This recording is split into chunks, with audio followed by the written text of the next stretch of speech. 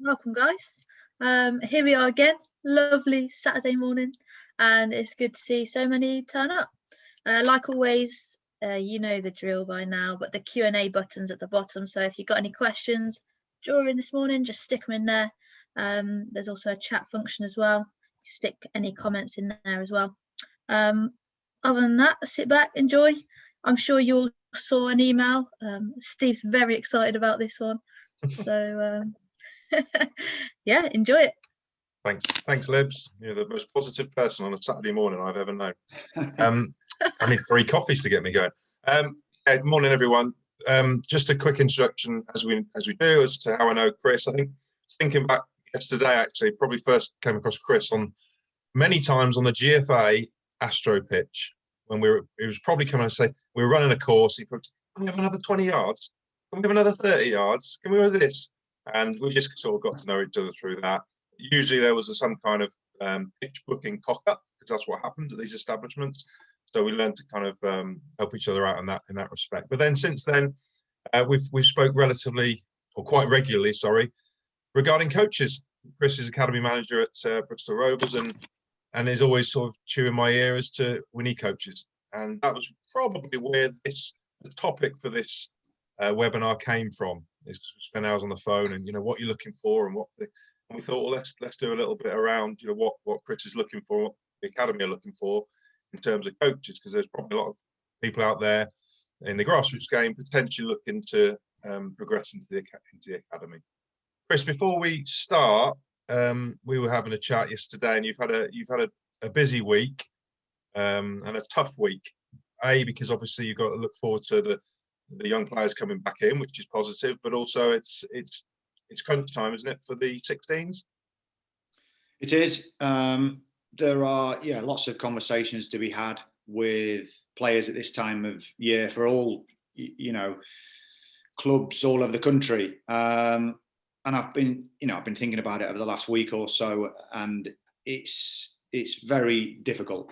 You know, everybody wants honesty, everybody wants explanation and support, and that's what we give, and we aim to give and give that care and show that care.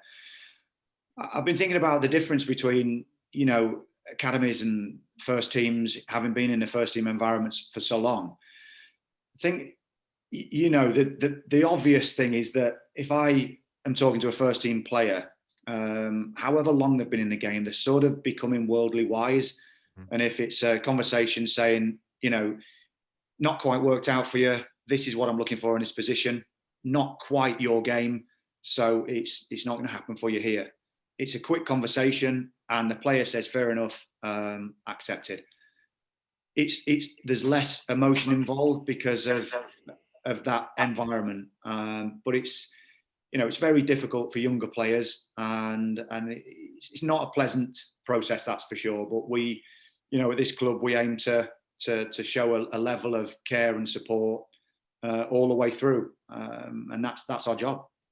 I guess I'm assuming has it been even harder because of the year we've had? I mean, has there been less football for under 16s to prove themselves? Yeah, no, it has. It's really hard. I've tried to get games on in difficult circumstances, and it's been hard for everybody, hasn't it? All of us through lockdown have, I suppose, looked at life in a different way.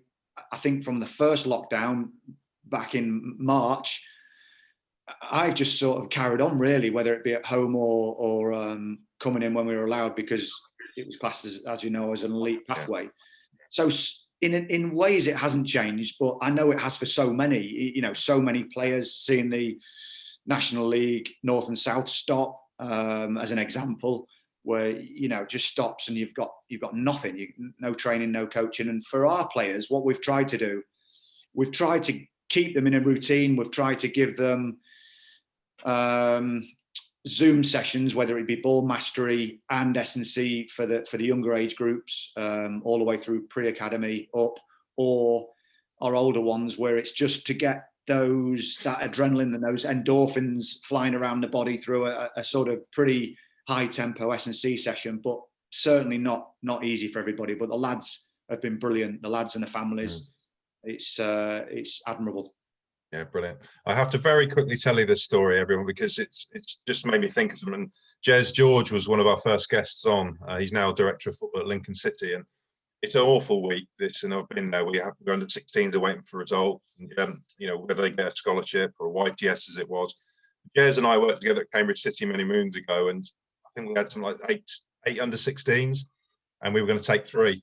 And he was going off into the meetings, and he came out hours later, and I went, you know, how'd you get on telling the 5 that they weren't getting the place? He said, took all 8. He said, I couldn't do it. He just couldn't do it. So we ended up having to fund another 5 YTS. But anyway, that was many moons ago. Right, thanks, Chris. So we're going to talk today about scouting for coaches. So, like I said, I think on one of the tweets, we talk a lot about scouting for players, you know, what we're looking for in a player. But, you know, what do you look for in coaches? Over to you, my man. Yeah, I mean, I know there's a couple of our coaches on today, and thinking any club across the country that you get those rarities, the Paul Brittons, the Derek Scales, the Ian Tinkles, and they're the guys that form the backbone of it. And without that, in my opinion, having stepped into the academy side of the game, it won't happen. So that shows a level of care and reliability, consistency, and ultimately, if you've been in it that long, a love for the game, which is probably the key for all of us, isn't it? Otherwise, we wouldn't be getting up at 6 o'clock and driving into to work. So my introduction, I'll make it brief because you won't want to see my picture in black and white when I look like Lamal, and I'm not sure how many will remember that band. Yeah. But so 21 years as a pro, I think players always remember how many games they played. Now, Wikipedia is always wrong, but I know what I played and I know what I scored. Should have scored more, as we always say, but it makes me smile because I'm quite a symmetrical sort of OCD. So that's what happened for me. I've played for 10 clubs. I've had 4 major injuries, primarily because I was never happy with what I achieved. I didn't do what I wanted to do, what I wanted to set out to do. And I'm not ungrateful with the career I had, but far from it. But I wanted to get to the very top for a long time. And it could have been bad luck. It could have been not good enough. And it could have been injuries. Could have been a combination. But I suppose at the critical times, in my eyes, when I was really flying as a player, I had a bad injury that probably took me out for long enough to make me have a dip in my sort of self-belief. And it was, believe it or not, it was that long ago. It was a tackle from behind rule. So, you know, that right. Sort of took me out for a fair while. So I've got a few promotions. I've also had relegations, but I won't put them in because they're too painful. But I will discuss that because it's part of the game. And then 15 years as a coach. Started at Exeter when I was still playing for Torquay towards the end of my career. At Bournemouth, Brentford. I put Brentford. I didn't coach at Brentford necessarily. What I did look at was younger players that I thought we could help. I was an experienced pro. We were an underdog team that ended up losing in the playoff to Sheff Wednesday. So we narrowly missed out on the championship. Beat them in the league, funnily enough, but just didn't happen for us in the playoffs. But that's the first time I looked at a player, a Stephen Hunt, a J-Tab, Sam Sodji, younger players that were coming through that I thought, wow, if you did something a little bit different, you would play at the highest level. And through Martin and a lot of us experienced players, they did. And back then we had Dion Burton, Marcus Gale, Isaiah Rankin, Andy Myers, John Solar, loads of experienced players. Torquay manager, and also I was coaching for Exeter when I was still playing for Torquay as captain of Torquay, but they ended up managing the club. Did they both know? Did they both know? Yeah, they knew, and it was it was funny. Well, it wasn't funny. I say it was funny, but I was captain of Torquay. Well, I wasn't captain the season we lost in the playoffs to Exeter, believe it or not, where I was coaching. So you can imagine that.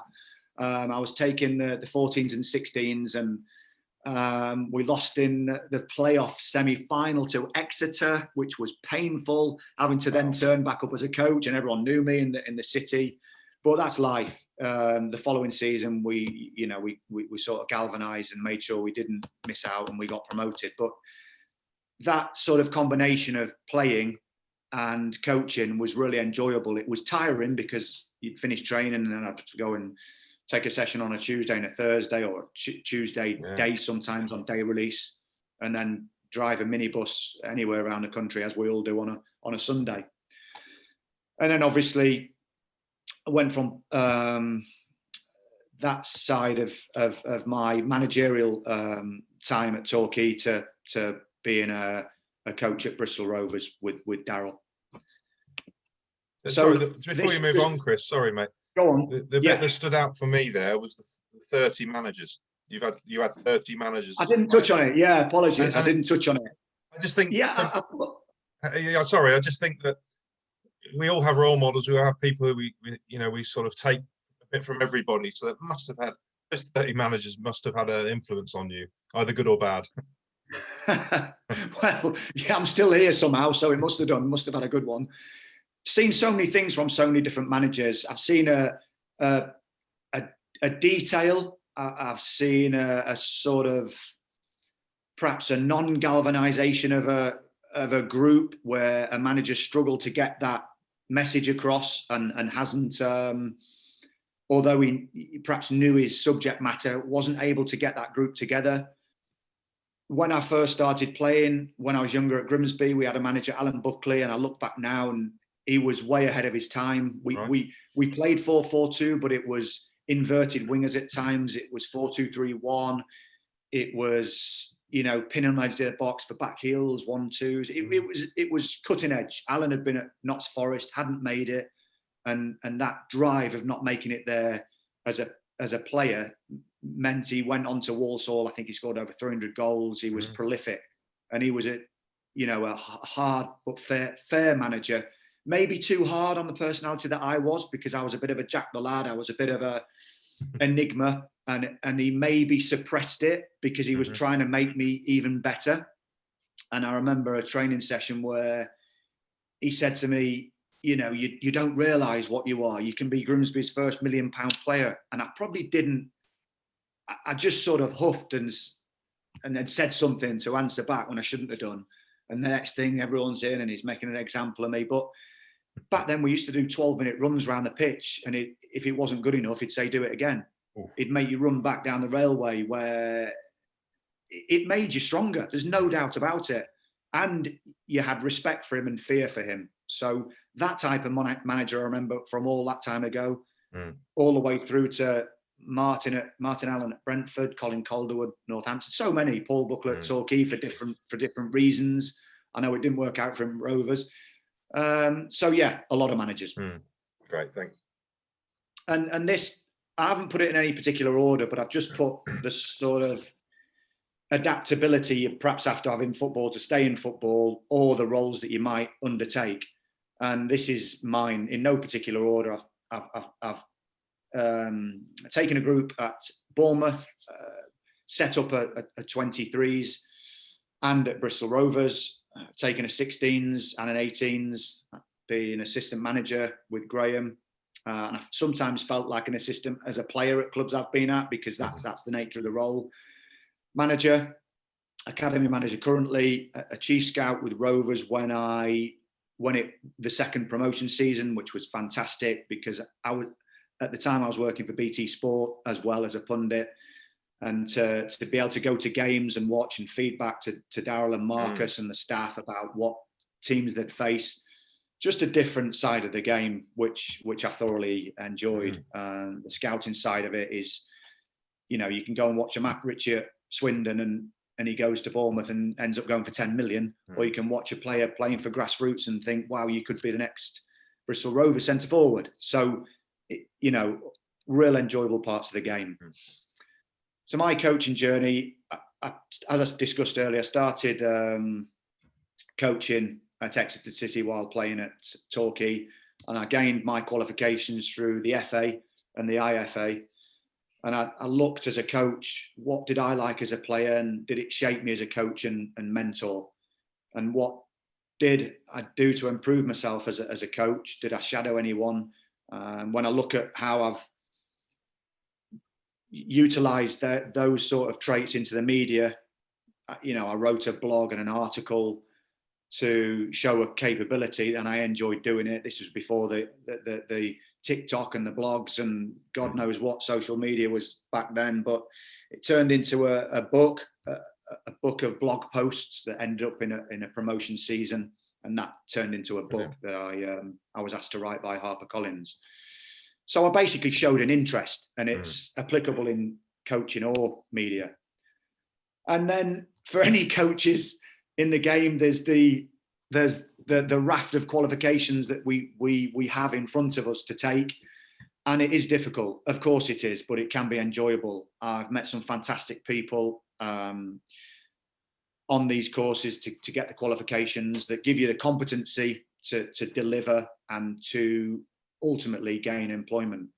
I've put at the bottom here character. The reasons I've put qualifications, courses and competency is, for example, the LMA diploma, lots of managers, coaches, elite level on it, but also a camaraderie, an honesty. We could be talking about mental health or resilience, goals, anything to do with life, business, as well as making, great friends.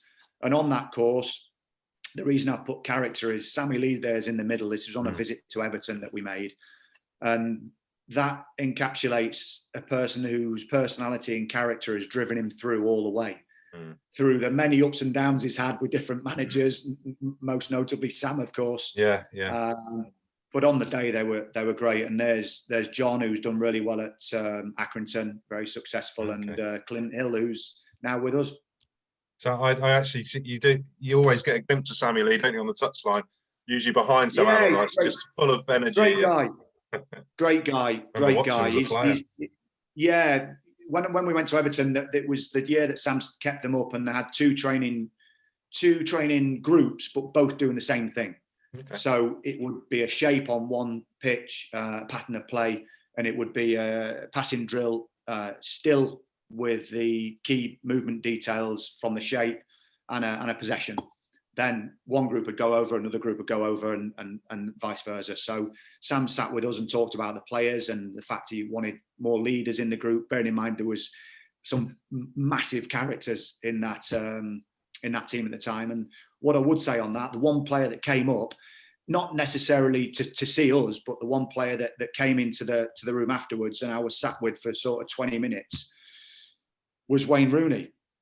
And it's not a clang one where, it's a name drop. It genuinely was an experience where he was talking about his son, talking about not knowing whether the academy system was the right one for any player. And we were discussing that, and family, and just a top lad, basically. So different types of CVs. So I think I discuss it in one of the videos coming up. I won't play this because it'll bore you to tears and you don't want to see me for longer than you have to. But CVs now, the more I see it, the more I see a presentation rather than just a written CV, because it becomes in a pile of CVs and it's very difficult to determine one from another. Obviously, you have to look at the qualifications, but can you have an edge over somebody else and show your competency? And this, if I just forward it, I'll just forward it to this point and play it. This was whilst manager Torquay. It's a pro license presentation, and it just gives a little bit of key detail about the setup on the day. We've seen this clip again, but it's evidence of the press working. So we're trying to play out here, trying to clip the ball to our right winger. At some point, there we win it. Again, may lose possession, but can we win the ball in their final third and be positive? So we've picked the ball up, we're now in possession of play. Okay, the goals on the day, I've included these because it shows you that the things that we talked about, the objectives worked. both of their midfielders were susceptible to runners. So I asked my two midfielders on the day to play give and goes and run past their midfield to break the lines. And both of them had success on the day. We play the clips here.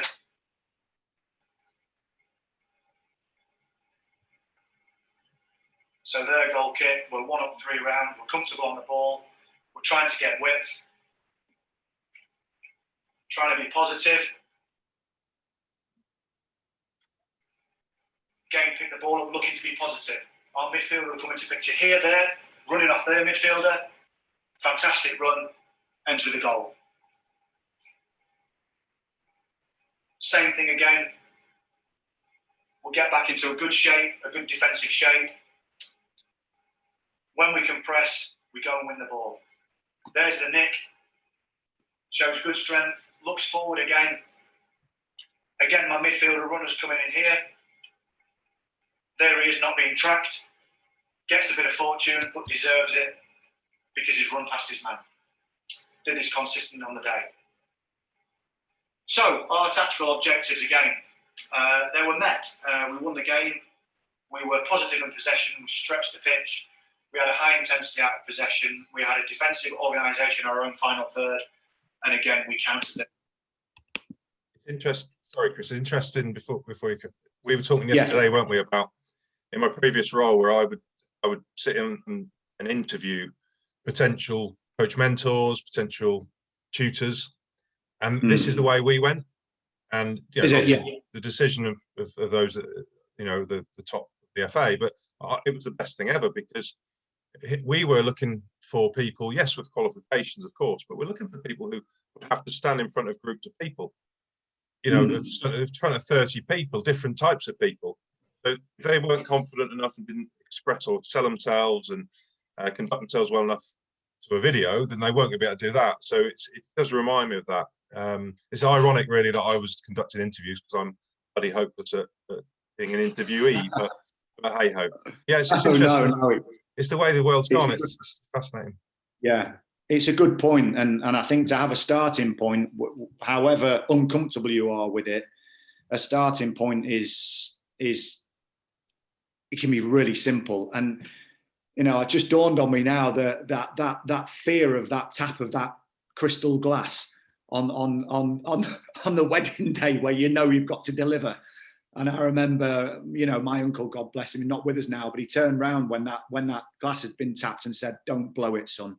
And that, that northern humour, I thought, God Almighty. But that type of fear, you have to have it, and you have to enjoy it, and you have to try and control it. We talk a lot about that on several of the workshops I've been on the diploma and the pro, where on a match day, you're on the touch line, there's all sorts going on. Can you have that calm, methodical approach to think about the game and how you can affect it? Very difficult, and it's a skill that comes over time and sometimes will never be mastered the way you want it to be. But it's the same with something I'm going to discuss shortly. Get a tactics board or a flip chart, get your phone and try a simple video. And practice maybe on your phone or your laptop or Zoom, which we all have to do now, don't we? Set it up, press play, see what it looks like, see what your delivery is like, see if you're calm and you're stopping. When you see a Peston on the news, he'll say, the report will come shortly. And he's saying that because he's trying to remember the next thing that he's going to talk about. And lots of people do it. And I think if you're suddenly trying to make a mistake, and I do it if I'm invited, which I am thankfully every so often onto BT, if suddenly you scrambled and you've forgotten what you're talking about, either be honest and say, well, actually, make a joke of it. What were we talking about? And then you'll reset, or just think about what you do know about and what you're proficient in, and then talk about that. So yesterday, Chris, sorry. Oh, go on, carry on, my man. Carry on. Apologies. No, please do. Go on. No, I was just going to say, if something like this dropped on your desk or in your inbox nowadays, from a coach who wanted to work in the academy, it would put them on the top of the pile ahead of paper attachments. Is that right? Well, it would. What it would do, it would show a level of determination and stepping above the parapet to try and do it. Now, we're not expecting them. I've got presentations that are extremely tactical, 80-page Bournemouth tactical philosophies. But showing that this morning, you'd be glazing over and having a third cup of coffee after 10 minutes. So it can be simple. So simplicity is key. If somebody, were to send a short presentation in, it would be looked at. Of course it would. Same as a clip of a player where an agent rings you. I've had so many agents ring me in the past and say, Chrissy, I've got a left winger. He's dynamite. He's absolutely fantastic. He beats his man. And this is at first team level. You've got to take him in, or 23s. Have you seen him? Is my question. Oh, no, but I know he's good. Well, show me. Have you seen him? Because if you haven't seen him, don't reference him and don't put your name to him. And it's similar with clips. If you can't see somebody, you don't know their personality and their passion. It's very hard to get over in a written CV.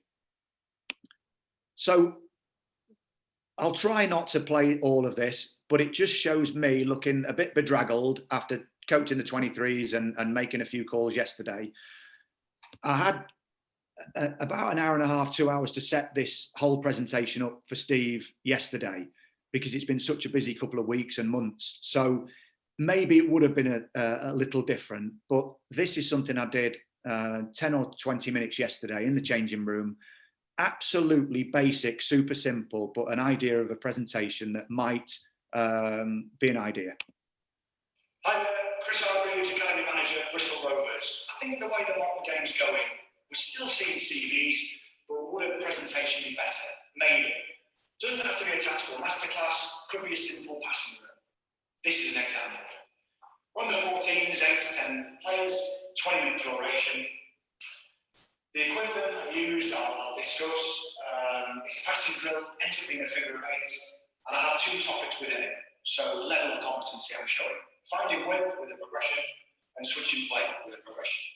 I've got key things in there that I want. Key coaching points would be movement, a double move to receive, a body position to open the hips up, and a pass consistency or tempo. Then I'll relate it to positions of play on a match day, because, for me, it's really important to do that. So if you look at this drill, always start the two on the ball with a pass and follow. So, centre half, right back, midfielder, winger, centre forward. I'm deep, I'm dropping off to receive the ball, I'm playing wide. I'm showing width to receive, I'm playing to my midfielder safe side, who can then deliver 1 or 2 touch by using his body and getting his arm, because he knows he's going to be marked, out of wide man. This man can double move, high to go short or in to go out. Then he delivers to the centre forward.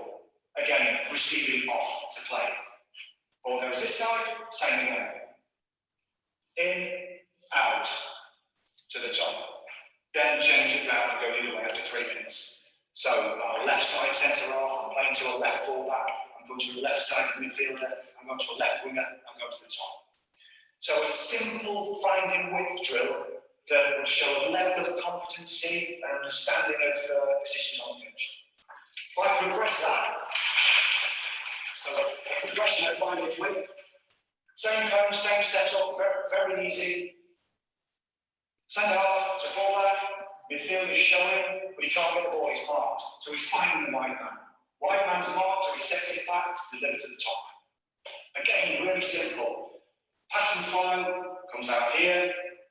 Can't go to the midfielder, but he shows, goes to your winger, runs off my midfielder, plays to the top. You can have coaches in here if you want, to be the cone, to be the marker, to work around, up to you, how many coaches you have.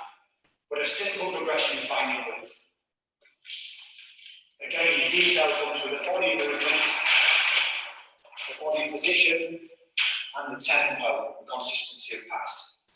So a quick progression to a switching drill. So same setup again. I make sure I go both way around after 3 minutes. But again, centre half, full back, midfielder now drops off to receive, scanning and opening his hips up to play wide. So everything's on the floor. So it's a decent tempo of pass. I'm receiving it. Demand the ball as a midfielder. I'm opening up. I'm finding my way. Double move from my winger to receive. And then I can dart inside to play to the top man or go in behind to play. And it's the same in the side. Exactly the same. There may be bodies in here, it doesn't matter. You have to adapt to it. And then go the other way. I'm going this side. I'm receiving. I'm going out. Vice versa. So that's a switching play, pretty simple drill, all on the floor. Remember to reverse it, go both feet, and remember to give key detail. Progression from that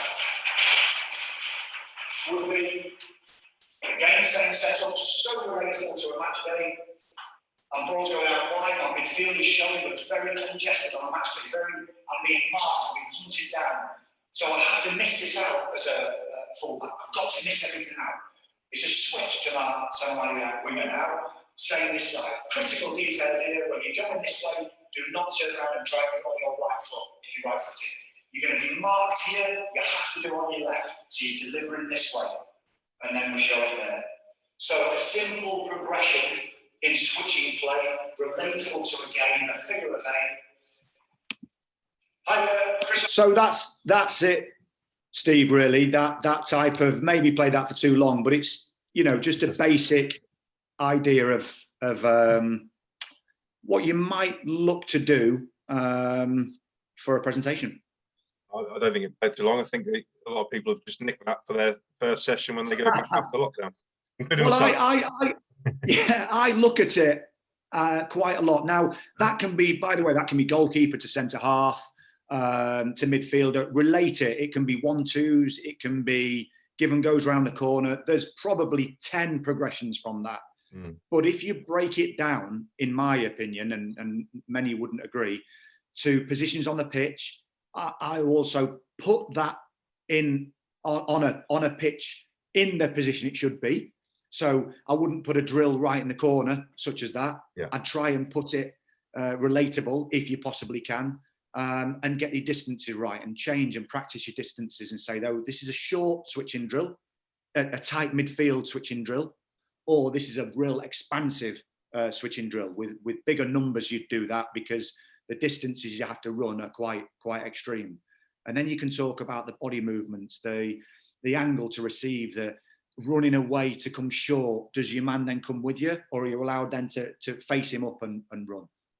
That's going into a level of detail that we could be here for hours talking about. But even something like that movement detail. I know we had Paul McGuinness on recently as one of our guests on a CPD, and he talked about Rashford's movements and how he helped him at Man United to go from being a very sharp young footballer to a real intuitive, playing offside to come back to receive, really finding space, really scanning relentlessly, which is a huge part of the game, turning him into a world-class player. And he showed us a clip of Bielsa. I think it was a Champions League game before they played Man United, where they've been at, or whatever club, just gone out of my mind. But he showed an in-to-out run that players were doing the day before a game. They weren't going to a finish. It was just a movement. It was a relentless movement for an attacking player. Then there was a defensive drill, and I think a midfield drill. And that was Bielsa's attention to detail, that you could show something like that on a simple presentation. I think then that's the key. What you've done there is, I think you said something along the lines of simplicity is key, or something along those lines. It's bullet points, isn't it? It's having a visual, it's having bullet points, and then it's actually you just demonstrating that you understand. And it's very similar, when Nigel Quincy's on today, and it could be another couple of tutors as well, but when we certainly UEFA B coaches on their journey, yes, there has to be that element of planning, of course there does. But for me, once I've seen that they can plan, they can do that intense, thorough planning, that's enough for me. They don't have to do it every session. The bit now is, right, 4 bullet points, bring it to life. Yeah. In fact, Nigel and I actually got to the stage last year, or maybe the year before, where we would go to support UEFA B coaches or learners in their own environment. We say, just put them in a game. Don't do a drill. Put them in a game and coach. Because for me, that was, and Nigel agreed, they weren't relying on a drill then. It was a match. Can you coach? Can you see stuff? Forget about your session plan. Do you know the game? So my point being, I guess, that when you do this presentation, we could all copy and paste something from the internet and stick on a session plan. But if you bullet point stuff and your character can bring it to life, I guess that's going to appeal, isn't it, to someone like yourself? Well, I think so. And when I've just put I've gone from your presentation in a video format that we've just shown previously to perhaps a CV cover. So show a connection. What do you know about the club that you're looking to be employed by or want to work for? You don't have to know the in-depth detail of the highest appearance holder or the capacity of the stadium, but know about the academy, who's come through. I look at, and I thought this driving in this morning when I went to Spain for my pro license visit, and we visited 4 clubs actually, but one was a grassroots club, one was Valencia, one was Villarreal, and the other one was Levante. And knowing about your club, you see Torres has gone to Man City for 21 million. That was from one of those clubs, Valencia, and he was at Valencia from the age of 7. So do you know about a player that's gone all the way through, an Alfie Kilgore that's done that at Bristol Rovers? If you show that level of detail, it's suddenly wow. There's a level of passion and care there. Just touching back briefly on that visit, really interesting, the difference between the Spanish culture and English culture. So many more coaches over there to a higher qualification. So whether that's, I'm pretty sure it is. It's more accessible, the coaching qualifications over there, in my opinion. But the different passions and loves at the clubs and regulations. For example, at Valencia, massive club. It was when Phil Neville was there, Gary, and of course, and it was, you have to want to play for Valencia. If you don't, fine, off you go. We won't worry about compensation. You've got to want to play for them. And it was quite refreshing, really, where we are all pretty obsessed in this country with protection and of fees, and rightly so. But that was that deep desire to play for the club. Same as Levante, whose sort of coach's mentality was leave your skin on the pitch. And when we want to watch a Levante training session and you think of a flamboyant overseas player, you'd think, oh, you stay on your feet. This session was immense. It was the intensity and the ferocity was tremendous. And then we went to another club, Villarreal, where it was community-based, real family feeling. You could walk around the training ground where families would be scouting for free, doing the analysis. So many different aspects, but a great experience. But just going off on a tangent there, wasn't I? But yeah, have a passion in your CV or your session. So can you be inspiring when you're telling anyone about yourself? What have you done? Doesn't have to be, I've managed in the Premier League, but it shows that you're willing to help. Will players leave training buzzing after your session in a training session when you come in, wanting more? When I look at a couple of people we've had in recently, Arthur and Nick DeLong, hugely passionate. Players want to play for them, and it's the same with the staff coming in at Rovers. There's a real desire to get the best out of players. Nick's a fascinating one, isn't he? So Nick's, I don't know if Nick's on actually. I don't think he is. We're going to talk about. No, there's a game this morning. Oh, he's there, is he? We can talk about him. He's a good guy. We've got a game this morning at UE just for under 18, 17s, 16s mix. So that's why that a fair few of them, they haven't blanked me. No, it's not that. No, I met Nick only a few weeks ago, and it's through recommendation. We need some coach developers in the Bristol area. It's our busiest area, should I say, in terms of supporting clubs, and we've got the fewest coach developers. So I was recommended Nick, and and I didn't interview him because he came on a good recommendation, but I kind of tested him a bit. So I was picking my lad up from SPL, which is very easy for me. It's about 5 minutes away. And I said, well, fancy coffee? I'm going to be at SPL this time, picking my boy up from a soccer school. Needless to say, he was there. So that's test one he's passed. He gives the monkeys. And then I just left after an hour completely, wow, this guy loves his football. He loves helping people. He wants to be part of it. And I mean, I suppose an informal interview really, but exactly. And getting to know somebody, getting to know a player. I've spoke to Joey and Clint and Andy in the week, and it's what they want to get to know the players and understand them. What's going on at home? What's going on in the family? What makes you tick? How can I get the best out of you? What's gone before has gone. Now can we look forward? It's the same with the first team, with the lads that I've known a long time that have come in. The same in the academy. And I will embarrass them actually. It was with Derek and Tinks and Polly. They've got it. They've got that level of the passion in the bodies, and it's the same as Arthur and Nick. So just moving on, I suppose have a why this club at any point in your career at any level, and why you're doing it. Is it to earn money for your family, to because you love them that much, you've got to provide? Is it ambition? I've got to be in X position in X amount of years. It's my driving force. It's my gold star. I've got to do it. Or is it a love? I absolutely love this game and I'll do everything for it. And there's my clan. My wife didn't want to be in the picture, so I've had to cut her out, which is a shame. But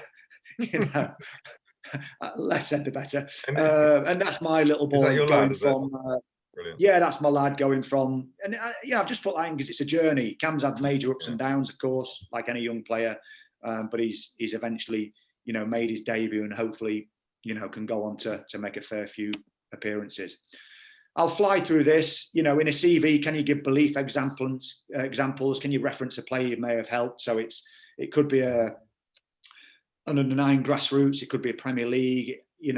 I could talk about players that went from League One standard, Simon Francis, Harry Arter, Charlie Daniels, Ryan Fraser when we brought him in, that went and escalated themselves to a Premier League standard, or Alfie at our club, all the way through major injuries.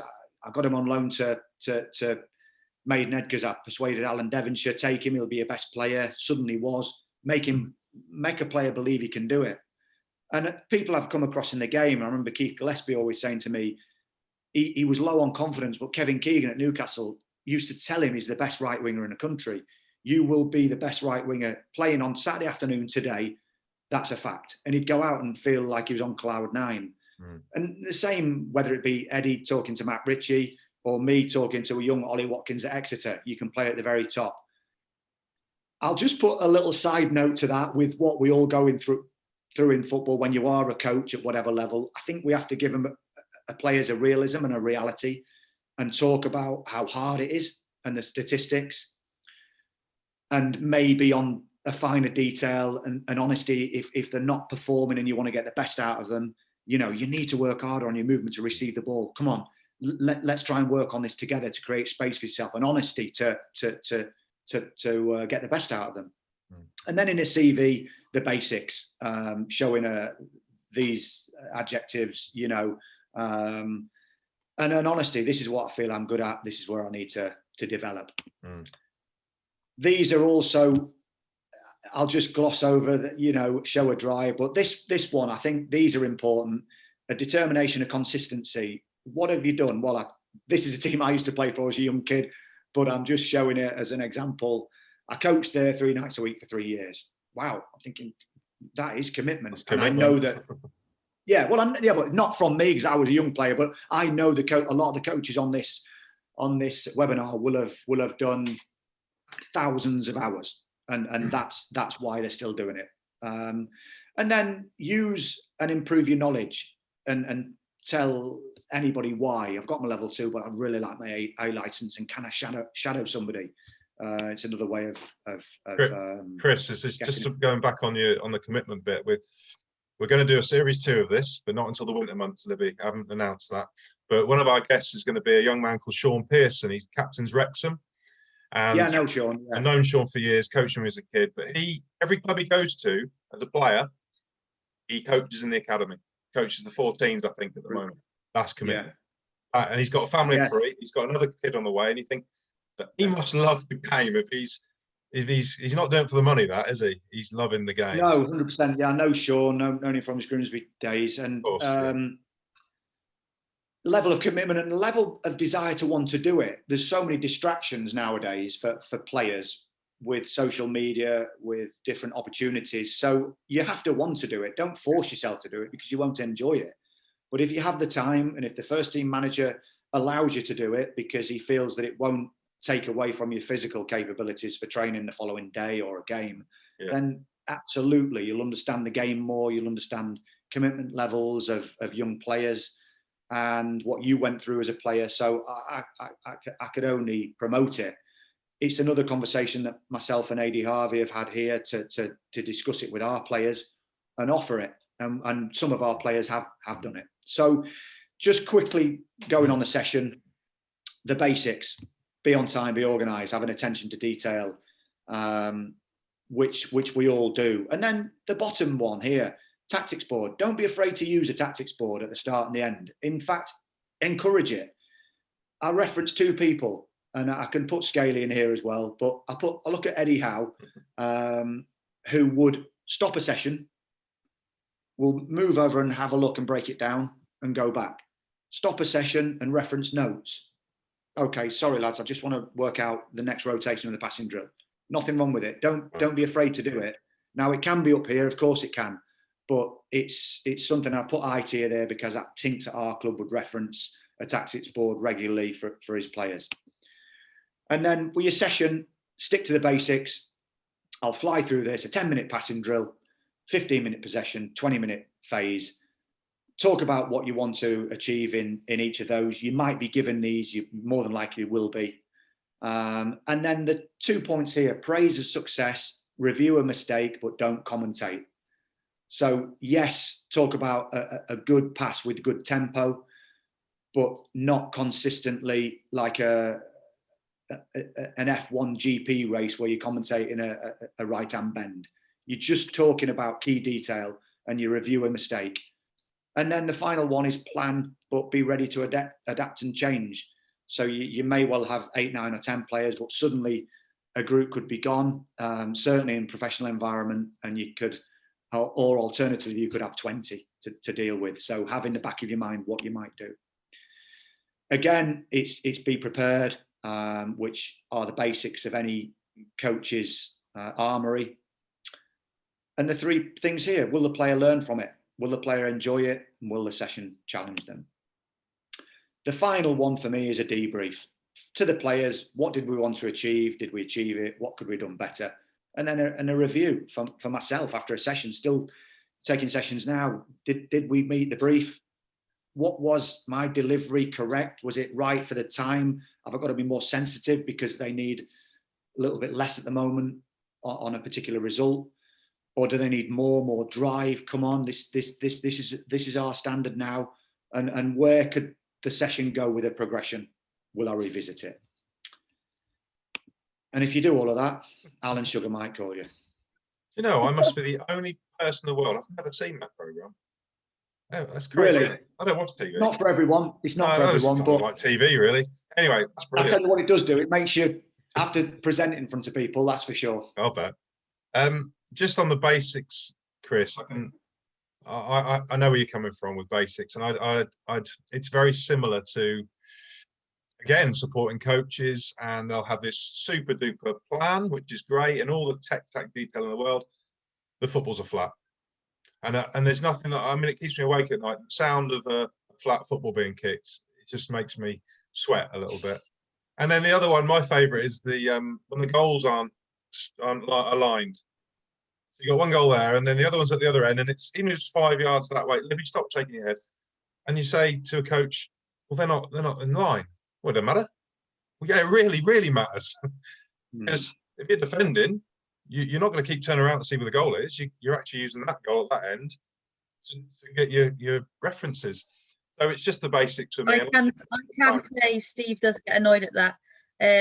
When we were training, it was about 5 steps out, and then we move it. Oh no, just a step the other way. Oh, no, half a foot But it's the other way. detail, Libby, and Chris knows what. Yeah, it's just Chris knows where I'm coming from. attention to detail. And you know, if I look down a line of cones on a possession drill, and I think, wow, it's like the old American test when you're coming out the car and you've got to, you know, I think, oh, come on, what's going on? Or detail. If you're doing a passing drill, for me anyway, people may differ and have a different opinion of it, and it is a game of opinions.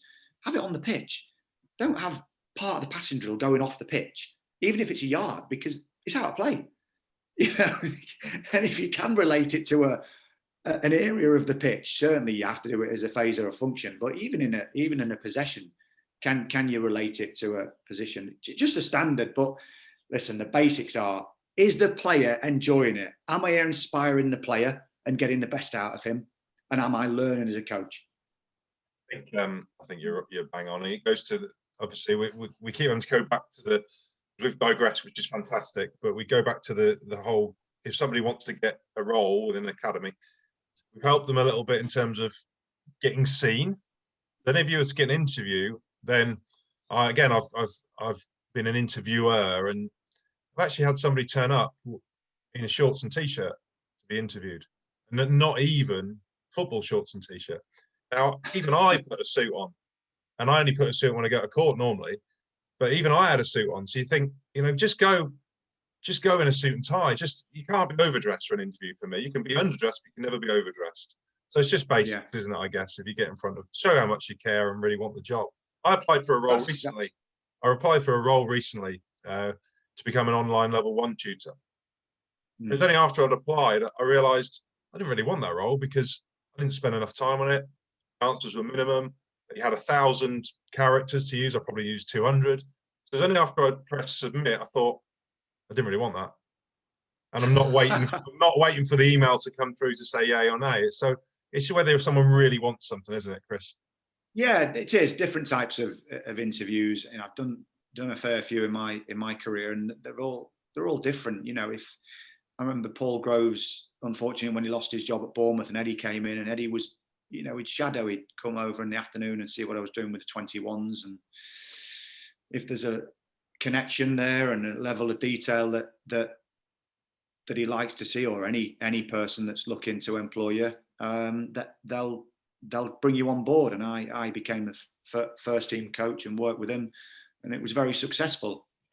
And I think about learning from your mistakes as well. You know, I touch on it briefly. In the halfway through the championship season, as I say, we'd been very successful. I decided I sort of on the shortlist for 2 jobs, Northampton and Torquay, and took the Torquay because I'd captained the club to promotion and had a couple of Wembley appearances there, and things had gone okay. And maybe a bit impetuous to take it, and only until you sit in one of these seats and you say, what have I got in front of me, do you know? And it was traumatic. I've got to be honest, it was a traumatic time. I thought I was untouchable and able to do anything. I think we were, let's say, 5 or 6 points adrift at the bottom of the league. I mean, not many people take those jobs on, but I did. The thing that you need to do is you do due diligence in any job. And I think when I look back at that, was there any money? And that's why I took it, because there was a little bit of money committed to it. Was there any training facilities? It was a no on the training facilities because there was nothing at that time. As it turned out, after a week and a half, I was told there was no money. So it became a double-edged sword. Okay. It was a perfect storm. So you need one of those. Yeah. And your gut's right. I remember we beat Portsmouth on the Saturday away. And I said to my wife on the Sunday, I think I need to resign after speaking to Thea. And she said, you're crazy. You've worked so hard for this. But I knew in my gut that it was going to be super difficult to change it. But that's life. Move on, get over it, react, and respond and learn from it. I'm getting evil-eyed daggers from Libby. It happens towards the end of webinars because I haven't left enough time for questions. So I'm going to shut up for a minute. Libby, over to you. Yeah, there's there's a few questions here. This could be quite a good one. Give an example, if you may, when a session wasn't going to plan and you've had to adapt. Good question. I'll reference it to a 23 session, perhaps, where I've had a small group of numbers and then I've had to take in 15 players. So you've gone suddenly from 5 to 20. Break it down, be simple, put a small-sided game on if you can, or a small-sided game with 2 goals or 1 goal to an area, which is an easy way of doing it if you've got no keepers or difficult setup parameters. So go back to your basics as a coach, your basics, and think about a couple of key details that you might help one player with, which is a bonus, or a whole group as one. So the one player might get something out of it, the whole group might get something out of it. It's up to you what you need to get out of it on that particular session. But that's having an adaptability. I think another time was perhaps looking at a group where they weren't enjoying it. They weren't enjoying the perhaps the pressure I was putting them under in a session. Was I doing it for me as a coach? I've got so many things I need to get through here. You know, am I rewriting the Dead Sea Scrolls? Okay, lads, come in. Apologies. Okay, I realise that there's some anxiety. I realise that there's a bit of perhaps fear. So let's take it down a notch. Let's enjoy it. Let's have a round robin and take the sting out of it. So there are 2 examples I could use. Great. There's another one here, and it comes with a warning that it's quite long-winded, but this is from Jodie, and she says, "Thank you for the info so far. What would be your suggestion for a young female coach who has spent many years coaching in the grassroots game, male and female with various ages, and has been coaching National League women's game over the past few seasons, now looking to get her foot in the door with academy set up to gain further experiences as a coach, but has a passion for experience in the game and aiming to widen experiences working with new players at a higher level." So that was long, but the general question is, what would you suggest? I would say connect, reach out, do those things relentlessly with a phone call, an email, LinkedIn, a visit, post lockdown. So those types of connectivity, those types of, and I'm sure you are doing it, those types of knocking on the door and being relentless with it. I've got to shadow somebody, I've got to get in, please give me an opportunity. I would do it. I would always, if a coach said to me, can I come to training? Can I look at the sessions? Of course, that's fantastic. Why not? Somebody wants to get better. And I know that, for example, Sophie now with our pre-academy is taking our under 9s. And now we've moved it to the same venue. Really technically good coach, has a passion for the game, and has transitioned into that. So that's what I'd do. And what I'll do is, Steve's got my email address, so you can contact me afterwards. You ready for this? You ready for this? Monday morning. So that's the answer: connectivity and be relentless with it. You're going to get a good amount of emails, 30 odd people here this morning. So I get one from me actually, Chris, if I don't get this level 1 tutoring. Oh, thank you very much. And guys, sorry if we couldn't answer your questions. Yeah, no, I mean, I'll give my details to Steve's got them, Libby's got them. So, if you have any questions that haven't been answered, I'll do my best to answer it. It's impossible in this environment to please everybody. but we try our best, whether it be the first team or the academy, and I can answer with honesty and a bit of experience to try and help. Thank you so much, Chris, for joining. Yeah, thanks, Chris. Really appreciate it. We went off on all sorts of tangents, but it was a brilliant webinar. Thanks ever so much, mate. No, pleasure. Thanks a lot. And thanks everybody for coming on. Have a great weekend. Good stuff. Great. Thanks, guys. See you on the next one, which is Monday. Ben Bartlett, Monday. Good stuff. Thanks, Libs. Thanks, Chris. See you Cheers. soon. Thank you. Bye.